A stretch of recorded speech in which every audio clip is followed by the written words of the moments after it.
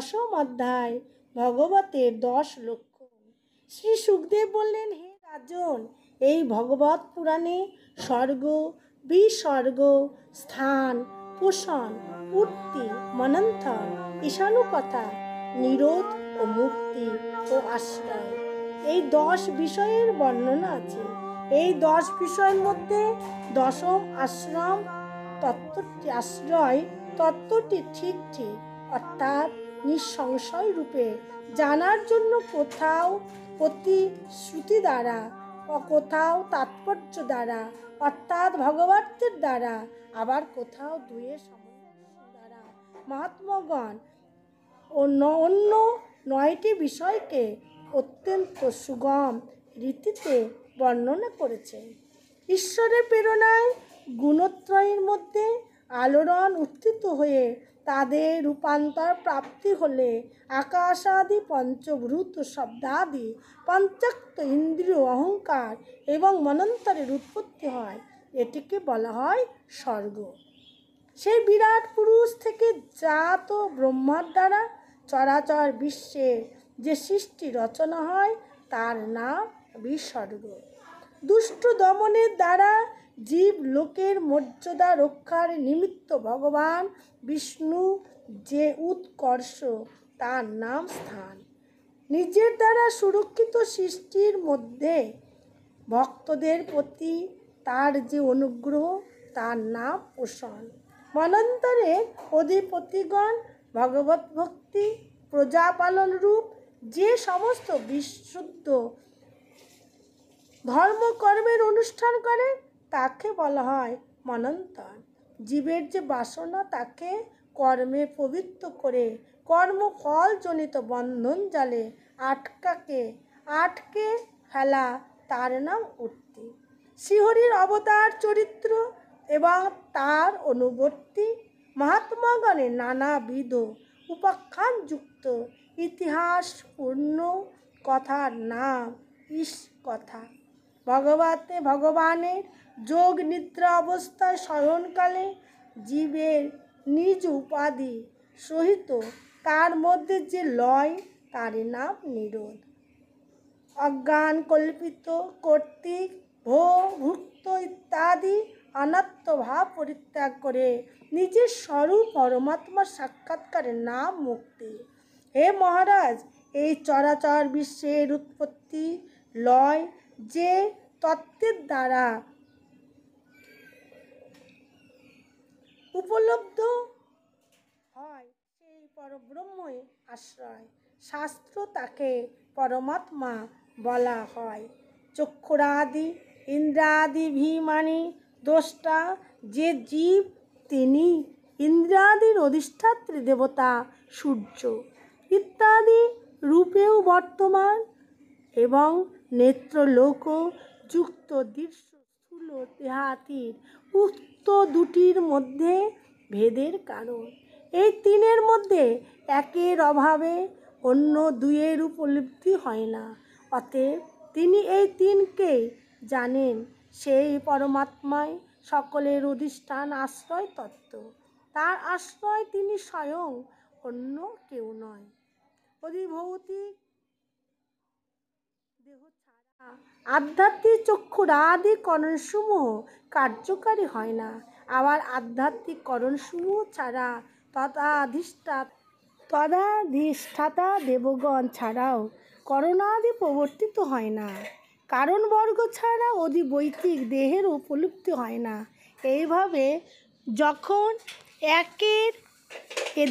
একের অভাবে অন্যের উপলব্ধি হয় না তখন তিনি আধ্যাত্মিক, অধিদৈবিক, অধিভৌতিক এই তিনটিকে জানেন। তিনি দেহ ইন্দ্রাদি দ্রষ্টা, স্বয়ং, অন্য কেউ নয়।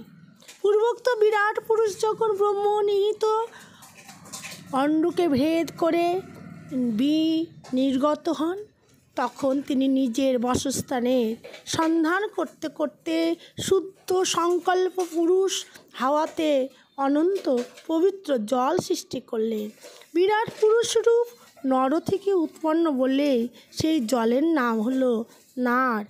নর শব্দের সাক্ষাৎ নারায়ণকে বোঝায় এবং সেই নিজ অঙ্গ থেকে উদ্ধত নাড়ের মধ্যে তিনি 1000 বৎসর আশ্রয় নিয়েছিলেন, তাই তার নাম হলো নারায়ণ। নাড়ের এবং অনয় মানে নিবাস স্থান। সেই নারায়ণ ভগবানের অনুগ্রহে দ্রব্য, কর্ম, কাল, স্বভাব এবং জীব সত্তাবান হয়। তার অনুগ্রহ বিনা কেউ কিছু করতে সক্ষম হয় না। অনন্তর এক অদ্বিতীয় ভগবান নারায়ণ যোগনিদ্রা থেকে জাগরিত হয়ে বহু রূপে অভিব্যক্ত হতে ইচ্ছা করলেন। মায়া বলে সোনার মতন জ্যোতির্ময় সূক্ষ্ম শরীরকে তিনি 3 ভাগে বিভক্ত করলেন। অধিদেব, আধ্যাত্ম, অধিভূত। হে মহারাজ, বিরাট পুরুষের একই সূক্ষ্ম শরীর 3 ভাগে কেমন করে বিভক্ত হয় সে কথা বলছি শোনো। বিরাট পুরুষের নানাবিধ চেষ্টা প্রবৃত্তির ফলে তার শরীরের অনন্তর্বর্তী আকাশ থেকে অজ অর্থাৎ ইন্দ্রিয় শক্তি, অহ এবং মনঃশক্তি, দেবশক্তির প্রকাশ হলো। এই ক্রিয়াশক্তির স্বরূপ সূক্ষ্ম রূপ থেকে পশু নামক মহৎ এবং সূত্রা মুখ্য প্রাণ উদ্যত হলো। সেবক যেমন নিজ পূজ্য প্রভু রাজার অনুবর্তন করেন, তেমনি প্রভু রূপী মুখ্য প্রাণ চেষ্টা যুক্ত হলে সকল প্রাণীদের মধ্যে অবস্থিত ইন্দ্রিয়গণ নিজ নিজ কার্যে প্রবৃত্ত হন এবং মুখ্য প্রাণ নিশ্চেষ্ট হলে ইন্দ্রিয়গণ নিবৃত্ত হয়ে পড়েন। প্রাণ যখন বিরাট পুরুষের দেহ মধ্যে সঞ্চালিত হয় তখন বিভু অর্থাৎ বিরাটের ক্ষুধা তৃষ্ণার উদ্রেক হলো। এইভাবে ভোজন এবং পাচ্ছন্ন বিরাট পুরুষের মধ্যে প্রথমে মুখের প্রকাশ হলো। মুখ থেকে জিহ্বার অধিষ্ঠান তালু এবং তালুদেশে রসেন্দ্র জিহ্বা উৎপন্ন হলো। এরপর রসাগ্রহ মধুরা আদি 6 রসের অভিব্যক্তি হলো। পরে এই বিরাট পুরুষ বাক্য উচ্চারণ অভিলাষী হলে তার মুখ থেকে বাগীন্দ্রিয়, তদাধিষ্ঠাতে দেবতা অগ্নি, তদধিক বাক্য প্রকাশ হয়। এরপর বহুদিন তিনি গর্ভোদকে নিশ্চয় সূক্ষ্মরূপ অবস্থান করতে সমস্ত ইন্দ্রিয়, তাদের অধিষ্ঠাত্রী দেবতাগণ এবং সেই সব বিষয় তার মধ্যে অবরুদ্ধ ছিল। অনন্তর প্রাণবায়ু উদ্বেল্য এবং নাসান্দ্র 2 উৎপন্ন হলো। তিনি যখন গন্ধ গ্রহণের ইচ্ছা করলেন তখন তিনি নাসাপুটের বিষয় স্থানীয় গন্ধবহ বায়ু, ঘ্রাণেন্দ্রিয় এবং তদাধিষ্ঠিত বায়ু দেবতা উৎপন্ন হলেন। প্রথমে যখন কোনো মায়িক বস্তুর প্রকাশ ছিল না তখন তিনি শ্রীয় মূর্তি এবং অন্যান্য বস্তু দেখবার অভিলাষী হলে তার চক্ষুদ্বয়ের অধিষ্ঠান স্থান উৎপন্ন হলো। অনন্তর সেই স্থান অধিষ্ঠাত্রী দেবতা সূর্য চক্ষুর ইন্দ্রিয় প্রকট হলো। এইভাবে তিনি রূপ দর্শন করতে লাগলেন।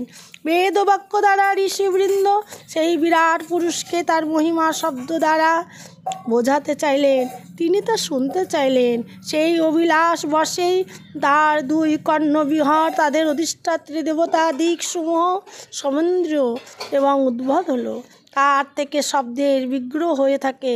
তিনি যখন বস্তুর কমলতা, কাঠিন্য, লঘুত্ব, গুরুত্ব, উষ্ণত্ব, শীলতত্ত্ব, শীতলত্ব সেই সকল ধর্ম অনুভবের ইচ্ছা করলেন তখন ত্বক অর্থাৎ এবং তাদের ইন্দ্রিয় অধিষ্ঠাত্র চর্ম প্রকাশ হলো। পৃথিবীর উপরে যেমন বৃক্ষাদি জন্মায় তেমনি তার সেই চর্মের রোমকূপ সৃষ্টি হলো এবং তার অন্তরের বাহিরে অবস্থানকারী বায়ুর সৃষ্টি হলো। স্পর্শবোধকারী এদিকে সঙ্গে সঙ্গে শরীরের সর্বাঙ্গে আবৃত হয়ে গেল এবং তার থেকে তার স্পর্শ অনুভবের শক্তি জন্মালো। পুরুষ বিবিধ কর্ম করতে ইচ্ছুক হলে তার হন্ত বহির্গত হলো। সেই হাতে গ্রহণ করা শক্তি হন্তেন্দ্রিয় এবং তার অধিদেবতা ইন্দ্র উৎপন্ন হলেন। এই 2-এর আশ্রয় থেকে তদাহীন গ্রহণ রূপ অর্থাৎ আদান রূপ ও কর্ম প্রকাশ হলো। তিনি অভীষ্ট স্থানে গমন করতে ইচ্ছা করলে তার শরীরের পদদ্বয় উৎপন্ন হলো। চরণের সাথেই পাদেন্দ্রিয় অধিষ্ঠাত্রী দেবতা স্বয়ং যজ্ঞ পুরুষ ভগবান বিষ্ণু বিরাজমান হলেন। তার দ্বারা গতিরূপ কর্মের প্রকাশ হলো। এই গতিরূপ কর্মশক্তি দ্বারায় মানুষ যজ্ঞ দ্রব্য আহরণ করে যজ্ঞ আদি কর্ম সম্পাদন করেন।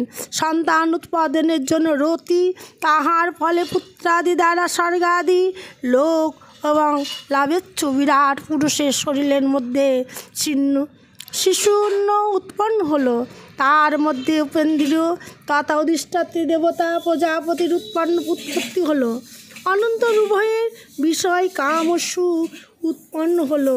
ভূত ও অন্যের অসারাংশ পরিত্যাগ করতে অভিলাষী বিরাট পুরুষদের গুচ্ছদ্বার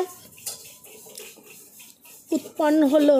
তদন্ত তার মধ্যে বায়ু, ইন্দ্র এবং অধিষ্ঠাত্রী দেবতা মিত্রদেবের উৎপত্তি হলো। এই দুইয়ের বিষয় স্থানীয় মল ত্যাগ রূপ কর্ম প্রকাশ হলো। আপন মার্গ দ্বারা শরীর থেকে শরীরান্তরে সম্যক রূপে গমেচ্যুত বিরাট পুরুষের নাভি দ্বারা উৎপন্ন হলো। তার থেকে আপন মৃত্যু দেবতা প্রকাশ হলেন। এই দুয়ের অর্থাৎ নাভিদ্বারে প্রাণবায়ু অপার বায়ুর বিশ্লেষণ বিশেষ এবং বন্ধচ্যুত হলে মরণ বা দেহ ত্যাগ করেন। তিনি ভক্ষ এবং পানীয় গণেচ্ছু হলে কুক্ষি অস্ত্র এবং নাভি সময় উৎপন্ন হলো এবং পান ও সামগ্রীর ইন্দ্রিয়দীকরণ। তার সাথে কুক্ষির দেবতা সমুদ্র, নারীর দেবতা নদী এবং তুষ্টি অর্থাৎ উদরপ্রতি এবং পুষ্ট অর্থাৎ রস পরিপাক রজত সলতা ইন্দ্রিয় দেবতাদের বিষয়রূপ প্রকাশ হলো। তিনি মায়িক বস্তু চিন্তা করতে ইচ্ছা করলেন। হৃদয়ের উৎপত্তি তদন্তর মনোরূপ ইন্দ্রিয় এবং তার অধিষ্ঠাত্রী দেবতা চন্দ্র এবং বিষয় কামনা ও সংকল্প প্রকাশিত হলো। তদন্ত বিরাট পুরুষের দেহে ক্ষিতি অব তেজ থেকে সপ্ত ধাতুর ত্বক ও চর্ম, মাংস, রক্ত, মেদ, মজ্জা, অস্থি প্রকাশ পেল। এইভাবে আকাশ, জল, বায়ু থেকে প্রাণের উৎপত্তি হলো। শব্দাদি বিষয়ের অভিমুখে ধাবিত হওয়া ইন্দ্রিয় সকলের স্বভাব। শব্দাদি গুণ যখন তামস অহংকার থেকে সমুৎপন্ন হয়েছেন। মন সমস্ত বিকারের কারণ এবং বুদ্ধি ভূতার্থ বিজ্ঞান রূপিণী। হে রাজন, ক্ষিতি অপ তেজ মরুদ বোম অহংকার মহৎ ও প্রকৃতি এই 8টি আবরণের দ্বারা চতুর্দিকে আবৃত ভগবানের বিরাট রূপ আমি তোমার কাছে বর্ণনা করলাম। এই স্থূল রূপ থেকে আলাদা প্রকৃতোক্ত সূক্ষ্মতম ভগবানের আর একটি রূপ আছে। সেই রূপ অব্যক্ত, নির্বিশেষ, আদি মধ্য অনন্ত, বিহীন এবং নিত্য বাণী মনের গোচরার্থিত। ভগবানের স্থূল সূক্ষ্ম রূপ, ব্যক্ত অব্যক্ত রূপ আমি তোমার কাছে বর্ণনা করলাম। এই দুই রূপই তার মায়ার বিলাস। এই জন্য বিবেকী পুরুষগণ এই দুই রূপকে স্বীকার করেন না। প্রকৃতপক্ষে ভগবান অঙ্কৃত, তিনি সর্বাতীত, প্রকৃত ক্রিয়া বিরজিত হয়েও নিজের শক্তিকে সক্রিয় হয়ে চতুর্মুখ ব্রহ্মা রূপ ধারণ করে সকর্ম হয়ে বাচক রূপে দেব মনুষ্যতি নাম বাচ্য রূপে তাদের যথাযোগ্য রূপ ক্রিয়া সৃষ্টি করে থাকেন। হে পরীক্ষিত, প্রজাপতি, মনু, দেবতা, ঋষি, পিতৃগণ, সিদ্ধ, চারণ, গন্ধর্ব, বিদ্যাধর, অসুর, যজ্ঞ, কিঙ্কর, অপ্সরা, নাগ, সর্ব, কিঙ্কর, পুরুষ, উরগ, মাতৃগণ, রাক্ষস, পিপাস, প্রেত, ভূত, বিনাশ, কুমাণ্ড, উন্মাদ, বেতাল, জাদুধান, গ্রহ, পক্ষী, মৃগ, পশু, বৃক্ষ, পর্বত, সরীসৃপ ইত্যাদি যত রকম নাম রূপ সংস্কার আছে সবই সেই ভগবানেরই নাম এবং রূপ। চর ও অচর ভেদ সংসারে 2 রকম। আবার জরা, যুজ, অখণ্ডজ, সে দজ, উদ্ভিজ ভেদ 4 রকম। তা যখন জলচর, স্থলচর, খেচর প্রাণী আছে সবই শুভ অশুভ এবং মিশ্র কর্ম ফলারূপ ও দেহধারী সত্য রজ এই তমগুণ ভেদে দেবতা মনুষ্য নারকীয় এই তিন প্রকার জনিতে জন্ম হয়ে থাকেন। এই তিন গুণের মধ্যেই এক একটি গতি উত্তমাদি ভেদ তিন প্রকারের হয়। তখন এই গুণ অপর গুণ কর্তৃক অভিভূত হয়। গতি বিচিত্রের হলো কারণ সেই ভগবানই আবার জগৎ ধারণ পোষণ বিলাসী হয়ে ধর্মময় বিষ্ণু রূপ ধারণ করে দেবতা মনুষ্য পশু পক্ষী তাদের রূপে অবতরণ গ্রহণ করেন এবং বিশ্বের পালন করেন। প্রলয়ের সময় আবার এই ভগবানই নিজ সৃষ্ট বিশ্বকে কালাগ্নি স্বরূপ রুদ্র রূপ ধারণ করে এই সব কিছু নিজের মধ্যে এমন করে নীল করে দেন যেভাবে বায়ু মেঘমালাকে নিজের মধ্যে নীল করেন। হে পরীক্ষিত, মহাত্মাগণ অচিন্ত ঐশ্বর্য ভগবানকে এইভাবে বর্ণনা করেছেন, কিন্তু তত্ত্বজ্ঞানী পুরুষগণের কেবল সৃষ্টি স্মৃতি সংহার কর্তারূপে তাকে জানতে চাওয়া উচিত নয়, কারণ তিনি তো সব ঊর্ধ্বে। এই সৃষ্টি রচনা প্রকৃতি কর্ম নিরূপণ করে পূর্ণ পরমাত্মার সঙ্গে কর্ম বা সম্পর্ক স্থাপন করে শ্রুতির তাৎপর্য নয়। এ তো শুধুমাত্র মায়াতে আরোপিত হওয়ার দরুন কর্তৃক নির্দেশ করার জন্য। এইরূপে ব্রহ্মার মহাকল্প অবান্তর কল্পের বর্ণনা করা হয়। সমস্ত কল্পের সৃষ্টি ক্রম একই রকম, প্রভেদ শুধু এই যে মহাকল্পের প্রারম্ভে প্রকৃতির থেকে ক্রমশ মহাত্ম সৃষ্টি উৎপত্তি হয়, আর কল্পের প্রারম্ভে প্রকৃত সৃষ্টি যেমন হয়ে থাকে তেমনি হয় চরাচর প্রাণীর বৈকুণ্ঠ সৃষ্টি নতুনভাবে হয়। হে মহারাজ পরীক্ষিত, কালের স্থূল সূক্ষ্ম পরিমাণ কল্পের লক্ষণ এবং কল্প যেরকম অবান্তর অবয় যত প্রকার অর্থাৎ অবান্তর কল্পের হচ্ছে অন্তর্গত বর্ণনা এরপরে করছি। এখন তুমি যে কল্পে শ্রী ভগবানের নাভি কমল থেকে ব্রহ্মার উৎপত্তি হয় সেই পদ্ম কমলের বর্ণনা মন দিয়ে শোনো। সনকাদি মুনি প্রশ্ন করলেন, হে সুত, আপনি আগেই বলেছিলেন যে ভগবানের ভক্ত চূড়ামণি বিদুর বন্ধুগণ পরিত্যাগ করে পৃথিবীর তীর্থ সকল পরিভ্রমণ করেছেন। সেই তীর্থ ভ্রমণকালে মৈত্রী মুনির সাথে তার আধ্যাত্মিক আলোচনা কোথায় হয়েছিল এবং তার প্রশ্নের উত্তরে মৈত্রী মুনি কী বলেছিলেন? হে সুত, আপনি শান্ত স্বভাব, আপনি মহামুনি বিদুরের সেই চরিত্র আমাদের বলুন। তিনি তার আত্মীয় স্বজনদের কেন পরিত্যাগ করেছিলেন, আবার তাদের কাছে কেন ফিরে এসেছিলেন? সুত বললেন, হে শৌনকাদি ঋষিগণ, মহারাজ পরীক্ষিত এই প্রশ্নে করেছিলেন। তার জিজ্ঞাসার উত্তরে শ্রী সুখদেব রাজাকে যা বলেছিলেন আমি আপনাদের কাছে সেই সবই বলছি, মন দিয়ে শুনুন। এটি শ্রীমদ্ভাগবত মহাপুরাণে পরমহংস সংস্কৃত দ্বিতীয় স্কন্ধে পুরুষ সংস্থার বর্ণনা নাম 10ম অধ্যায়। জয় জয় শ্রী রাধে শ্যাম।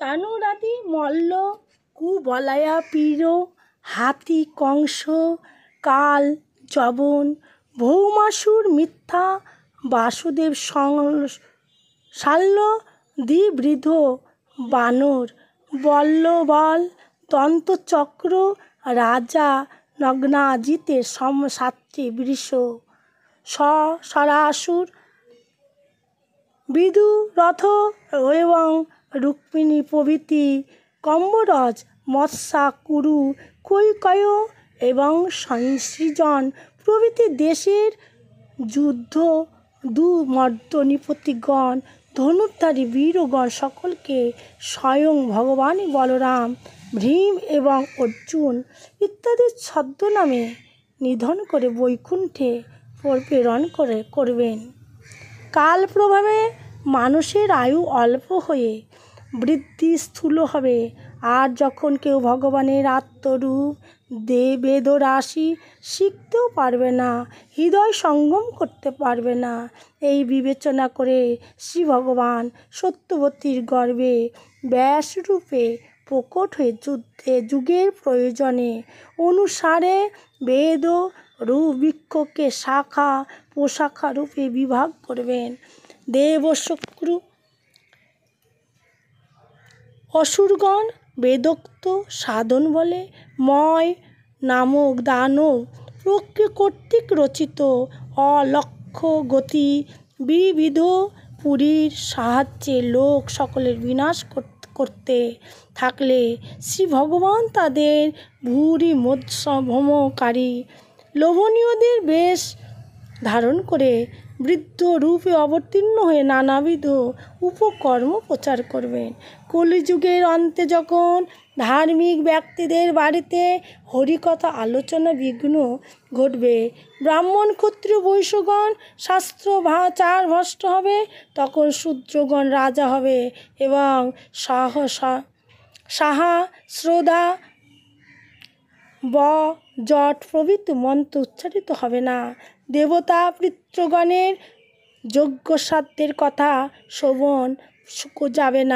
শোনা যাবে না। তখন কলিযুগে শাসন করার জন্য ভগবান কল্কি অবতার গ্রহণ করবে। বিশ্ব সৃষ্টির জন্য তপস্যা নয়নজন প্রজাপতি মরীচি প্রমুখ ঋষিগণ আদি সৃষ্টি রক্ষার জন্য ধর্ম বিষ্ণু মনু দেবতা এবং নৃপতিগণ বিশ্ব সৃষ্টির সংহারের জন্য অধর্ম রুদ্র এবং ক্রোশবশ নামক সর্প এবং অসুরগণ এরা সকলেই ভগবানের মায়া বিভূতি রূপে প্রকট হন। নিজেদের বিদ্যা ও প্রতিভা দিয়ে যদি কোনো ব্যক্তি এই পৃথিবী প্রতিষ্ঠিত ধূলিকণার সংখ্যা বর্ণনা করতে পারেন, তবুও সংসারে এমন কে আছে যে শ্রী ভগবানের গুণসমূহ গণনা করতে সমর্থন? তিনি যখন ত্রিবিক্রম অবতার ধারণ করে ত্রিলোকের পরিমাণ করেছিলেন, তখন তার শ্রীচরণে অদম্য বেগে প্রভৃতি রূপ অন্তিম অবতরণ থেকে আরম্ভ করে সত্যলোক পর্যন্ত যারা ব্রহ্মাণ্ড কম্পিত হয়েছিল, তখন নিজ শক্তিতে তাকে স্থির রেখেছিলেন। এই বিশ্ব সৃষ্টি রচনা সংহারকারী মায়া তার এক অচিন্ত শক্তি বৈভব। এইসব অনন্ত শক্তির আধার তার স্বরূপকে না আমি জানি না জানে তোমার অগ্রজ সনকাদি মুনিগণ। সুতরাং অন্যের কথা আর কি বলবো? এমনকি আদি দেব সহস্র বদন অনন্ত দেব পর্যন্ত এই শ্রীহরির গুণকীর্তন করে আজও তার অন্ত পায়নি। যখন ব্যক্তি তার সর্বস্ব এমনকি নিজেকেও শ্রী ভগবানের চরণ কমলে সমর্পণ করে, তখন সেই অনন্ত ভগবান স্বয়ংই তাকে এবং তার সেই কৃপার পাত্র তার দুস্তর যোগমায়া বৈভব জানতে পারে এবং সেটি অতিক্রম করতে সমর্থন হয়। এইরকম ভগবদাশ্রিত ভক্তগণের শৃগাল কুকুর ভক্ষ নিজ পুত্রাদির দেহের প্রতি আমার বুদ্ধি হয় না। হে নারদ, পরম পুরুষের সেই যোগমায়া আমি জানতে পেরেছি, তোমরাও জেনেছ। ভগবান শঙ্কর দ্বৈতকুল ভূষিত প্রহ্লাদ শতরূপা মুনুপুত্র প্রিয়ব্রতাদি প্রাচীন নবহি ঋভু এবং ধ্রুবও জানেন। এছাড়া ইক্ষ্বাকুক ঐল কুচুকন্দু জনক গাদি রঘু অম্বরীশ সাগর গয় যজাতি প্রমুখ এবং অলোক এবং শতধনু তনু রতিদেব বৃষ বলি অমৃত্র মৃতবয় দিলি এবং সৌর ভরি উত্তঙ্ক শিবী দেবল পিল্ললাদ সার শত উদ্ধব পরাশর ভূরিসেন যথা বিভীষণ হনুমান সুখদেব অর্জুন অষ্টি সেনু বিদুর এবং শ্রুতদেব প্রমুখ সকলে দেবমায়াকে জেনেছেন এবং অতিক্রম করেছেন। শ্রী ভগবান চরণাশ্রিত ব্যক্তিগণের স্বভাব এবং চরিত্র অনুসরণ যারা করেন, সেই স্ত্রী শুদ্ধ পূর্ণ ভিল প্রভৃতি যজ্ঞা জ্ঞানাদি সর্বাবৃত সাধনের অনধিকারী ব্যক্তিগণ, এমনকি তীর্যজ্ঞ জনিত জাত পশু পক্ষী পাপী জীবগণ সমস্ত তার মায়া বৈভব জানতে এবং তা অতিক্রম করতে পারে। অতএব যারা গুরুমুখে পরম তত্ত্ব শ্রবণ করে তার মায়া বৈভব জানতে এবং অতিক্রম করতে পারে, সে তার এমন কি কথা। পরমাত্মা স্বরূপ হল সতত প্রশান্ত নিত্য সুখ স্বরূপ, অভয় এবং কেবল জ্ঞান স্বরূপ, যিনি মায়ামল শূন্য বৈষম্য রহিত সৎ অসৎ দুইয়ের ঊর্ধ্বে। লৌকিক এবং বৈদিক কখনো শব্দই তাকে যথাযথভাবে বর্ণন করতে পারে না। কোনো সাধনা বা তপস্যাদির ফল শ্রী ভগবান পর্যন্ত পৌঁছাতে পারে না। অন্যের আর কি কথা, স্বয়ং মায়াও তার সামনে যেতে সংকৃত হয়ে দূর হয়ে যায়। পরম পুরুষ ভগবানের সেই পরম পদকেই মুনিগণ নিত্য মুখ সুখ স্বরূপ আনন্দ স্বরূপ ব্রহ্মরূপে সাক্ষাৎকার করেন। সংযমী পুরুষ তার মধ্যে মনকে সমাহিত করে স্থির হয়ে যান। বাড়ি বর্ষণের সমর্থন স্বয়ং ইন্দ্রিয়, যেমন কূপ খননের জন্য কোদালের প্রয়োজন হয় না, তেমনি সেই যোগীগণ অভেদ জ্ঞানের সাধনভূত কর্মসমূহ পরিত্যাগ করেন। শ্রী ভগবানের জীবের মোক্ষ ভোগরূপ সর্ববিধ কর্ম ফলদাতা। কারণ শ্রী ভগবানের প্রেরণাতে জীব শুভ কর্মের অনুষ্ঠান করে থাকেন। দেহের উপাদান পঞ্চভূত পৃথক হয়ে গেলে দেহ বিনষ্ট হলেও জন্মদিরহিত দেহস্থ জীবাত্মা আকাশের মতো দেহের সাথে বিনাশপ্রাপ্ত হয় না। হে নারদ, সংকল্প মাত্র জগৎ সৃষ্টিকারী জড়েশ্বরী হরির স্বরূপ আমি তোমার কাছে সংক্ষেপে বর্ণনা করলাম। যা কিছু কার্য কারণ অথবা ভাব অভাব কাছে আছে, এর কিছুই ভগবান থেকে পৃথক নয়, কিন্তু কার্যকারণাত্মক জগৎ থেকে শ্রী ভগবান পৃথক তো বটে। ভগবান আমাকে যা উপদেশ করেছিলেন, যা ভগবানের বিভূতি এই রূপ সংক্ষেপে বর্ণিত আছে, তা এই শ্রীমদ্ভাগবত এতে শ্রী ভগবানের বিভূতি বিস্তারিতভাবে আলোচিত হয়েছে। তুমি এই বিভূতি সবিস্তার বর্ণনা করো। সকলের আত্মা, সকলের আশ্রয় ভগবান শ্রীহরিতে, যাতে মানুষের প্রেমময়ী ভক্তি হয়, সেই প্রকারে নিশ্চয় করে তুমি এই শাস্ত্র প্রচার করো। যিনি শ্রদ্ধা সহকারে ভগবানের অচিন্ত্য ব্যক্তি মায়ার মহিমা বর্ণন করেন বা অপরের দ্বারা বর্ণিত মায়া মহিমায় অনুমোদন করেন অথবা শ্রদ্ধা সহকারে নিত্য শ্রবণ করেন, তার মন কখনো মায়া দ্বারা মুগ্ধ হয় না। ইতি শ্রীমদ্ভাগবত মহাপুরাণে পরমহংস সংস্কৃত দ্বিতীয় স্কন্ধে ব্রহ্ম নারদ সংবাদে সপ্তম অধ্যায়। শ্রী মহর্ষি বেদব্যাস প্রণীত পরমহংসী সংস্কৃতা শ্রী ভাগবত মহাপুরাণের দ্বিতীয় স্কন্ধে ব্রহ্ম নারদ সংবাদে সমস্ত অধ্যায়ের বঙ্গানুবাদ সমাপ্ত। জয় জয় শ্রী রাধে শ্যাম।